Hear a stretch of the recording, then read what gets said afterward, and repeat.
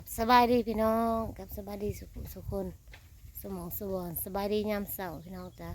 แม่ตาก็มาหาหน่อไม้พี่น้องเขาก็หน่อไม้แต่เสาร์พี่น้องเอ้ยหัวหยองหาอยู่หากินพี่น้องตามภาษาบ้านนอกบ้านนาเฮาบ่สอกบ่มาบ่หาก็บ่ได้กินบ่แม่นหยังดอกพี่น้องมาเสาะหน่อไม้น้ำกันพี่น้องหาหน่อไม้เมื่อแกงเที่ยงก่อนพี่น้องเอ้ยเนื่องจากว่า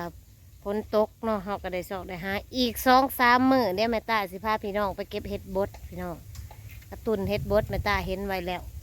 กำลังเริ่มออกเป็นกระตุนอีก3 มื้อบ่นานเกินรอ3 มื้อแม่ตาสิพาพี่น้องไปเก็บเห็ดบดตามนี่แหละตามคอนตามต้อพี่น้องจ้ะตามคอนตามต้อที่อันกลางทุ่งเขาเนี่ยแม่ตาเห็นไว้แล้วดอกหักเพื่อแหละยังบ่ทันใหญ่อีก3 มื้อมาซับหน่อไม้ใหญ่น้ำกันพี่น้องมาเจอหน่อไม้ใหญ่หน่อบ้ากใหญ่พี่น้องแขนป่งไปเลยมาเด้อจากแรกก็ผักเบิ่งผักส้มก็ไลค์กดแชร์เป็นกำลังใจให้แม่ตาเด้อพี่น้องเด้อผักซอยเสียซอยดันเด้อจ้าแม่ตาเห็นหน่อไม้ใหญ่พี่น้องหน่อบ้ากใหญ่พวกเอาเข้าอวบเลยเดี๋ยวสิซับออกมาให้เบิ่งป๊าดตัวหน่อเดียวพอแกงลองใส่ได้เนี่ยก็คือสิกับได้พี่น้องเขาแนวนี่เลาะกับเมื่อแล้วหางหน้าพี่กัดหน้าไม่อ่อน มาผัดปูรูอยู่เนี่ยผมหน่อบักใหญ่เลยกว่าแค้นป่งอีกประจักได้สิซับออกมาให้เบิ่งพี่น้องทารุ่นน้ำกันพี่น้องจ้ามาหอดเรือนเลยพี่น้องนี่หน่อบักใหญ่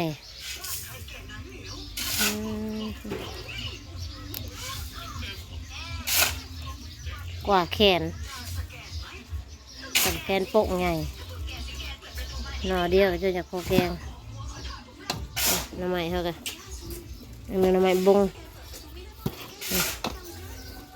อันนี้หน่อไม้ไหลนะก็จะคล้องหน่อไม้ไหลนะก็จะคล้องก็ออกลายเติบเลยนี่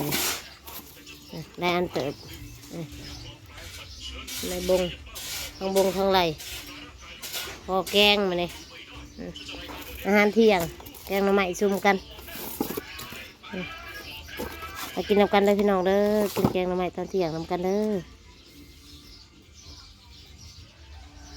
ก็สิแกงใส่ผักขาอ่อนผักขาเก็บมาแล้วกุ๊กจะคล้องไอ้สิไปเบิ่งพ่อตาเขาก้านอีกได้มาเลยพี่น้อง3 ห้องน้ำแม่ว่าลุงทำมันแล้ว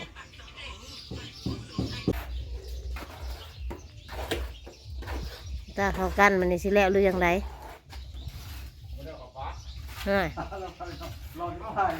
เดี๋ยวมาเว่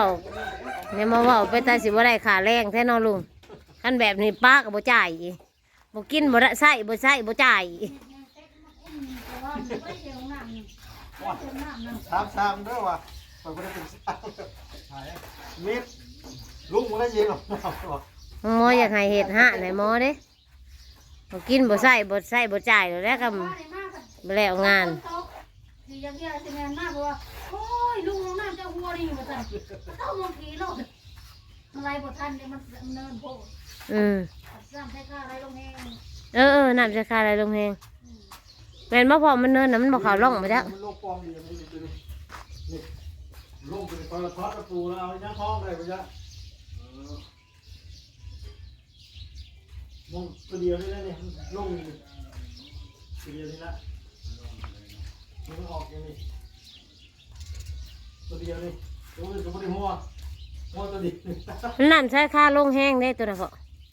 ว่าทางอื่นก็ลงด้วยกันเลยนี่หัวเป็นลงไหมครับมันเป็นได้ตัวน่ะมันลงแห้งบ่ถ้ากระดอนขาวยกขึ้นจักน้อยเนาะได้อยู่จ้ะจำจีนนี่ได้ยกเรียกมึงไปแล้วมึงเก่งเลยมันไม่อยากอันนั้นประดาไม่อยากเนินแหน่เนาะตัวเดียวแล้วละตัวอื่นผมมีอันนั้นแหละห้องขึ้นจักหน่อยที่อันถอดนั่นน่ะบ่ได้บ่คอนใหม่แต่ห้องขึ้นจักหน่อย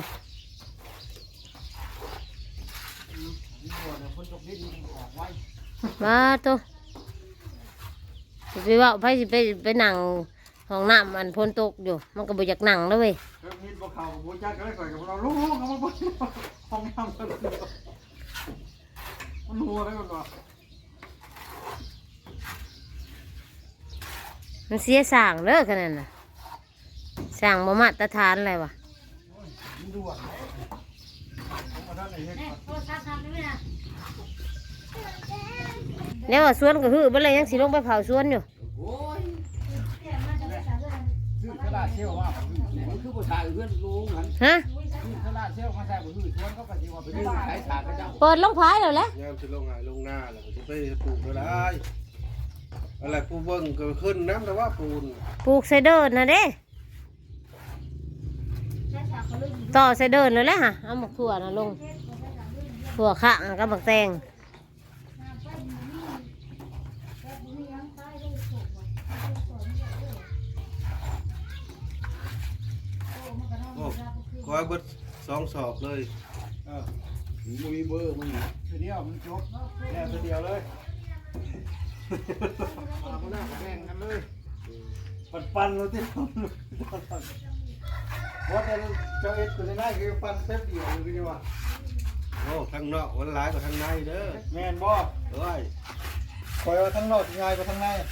แล้วเขาแนวสาบ สาบห้องน้ำแม่บ่ลูกมันฮะ มันบ่ได้บอก บ่ร้องไผ สาบมันพุ่งหัวกบนี่มันก็ร้ายบ่ ฮะ เรามีนี่ตั้งออนปันดามนี่แล้ว เขาจะบ่ฮะ นี่ลูกบุกนก ไหววางยังมาล่างนำแล้วคงจักเสียงตู้อยู่ใช่ตั้งแต่เมื่อคืนเอ็นนี่ เทียนต่อ มันลึกมันดู เกิน เอ เทียนต่อ อ ต้องใช้ลำเรื่องลำบักเต้นชั่วเขาเปิดแดนเลยบ้านนี้นะ แม่ แม่ แม่ ว่าผมเสียต่อยังหน้าจะบอกเออ ตีเลยเท่านี้เลย เมื่อคืนนี่เขาใจผู้เฒ่าคนนี้เขาใจผู้หนุ่ม บ่ใช่ขึ้นเที่ยงหน้ากระจ่างหมอลำเรื่องโอ้ยสะออนกระเจ้าผู้รวยผู้มี โมเมนต์ของมันนะ ต้นซียังไม่มาบ่ คนถูกไปเห็นแม่เขาหลับ ฮะ ต้นซี คนนี้ ทองเอเลวัน ตามห้องน้ ตัวเจ็ดน้ำเอเลวันเดี๋ยวลำเรื่องปิดส่งมาไม่ได้มาแต่เที่ยงคืน รถเขาพามาดิ ก็เสียแล้วมา มันขี่รถน้ำไปกันแล้วมันต้องเขียน ไปคูนี่เดียวเอง ำซอยจ้ะ คูน้ำไม่มีตังค์ เทพทิพย์นั่น นั่นแหละเขางานมาน่ะนอนถ่า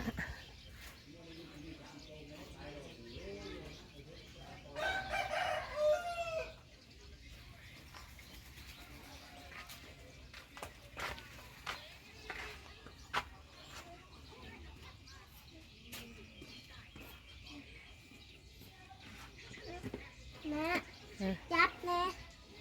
จับเนี่ยเอาลงมันสิปลาลง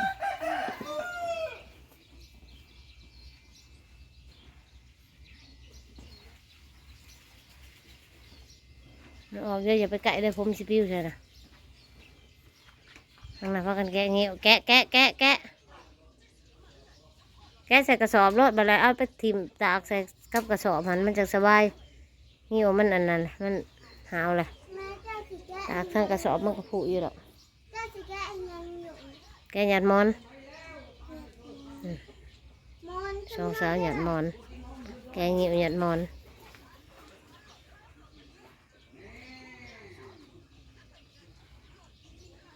ใครเรียกมันอันปิดแล้วนะเม็ดอันนี้ตัดผม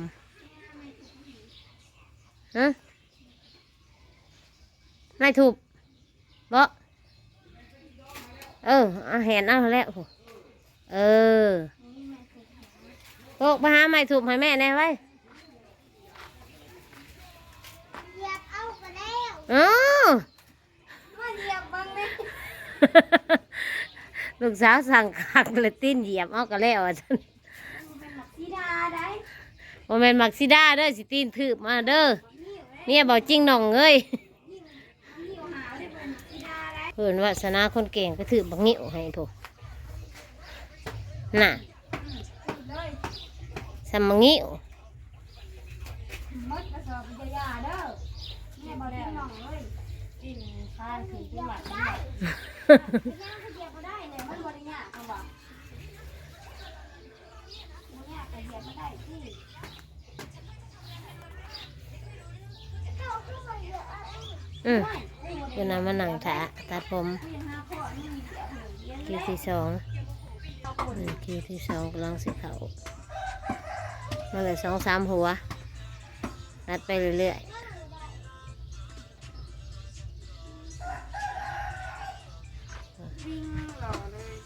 รอแล้วบาน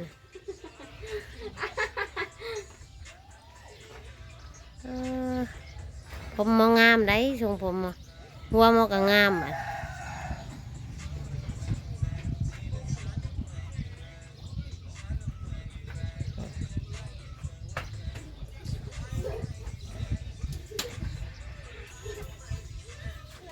ตัดผมแต่เช้าแม่บลงปอกหน่อไม้แกง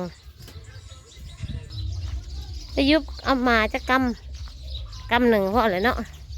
แม่บลงอันปอกหน่อไม้แกงเพลนได้สิแกงดอกกันเนี่ยนะเอาเผ็ดเป็นไดหลายเติมเนาะเอาแกงกันดอกเนาะ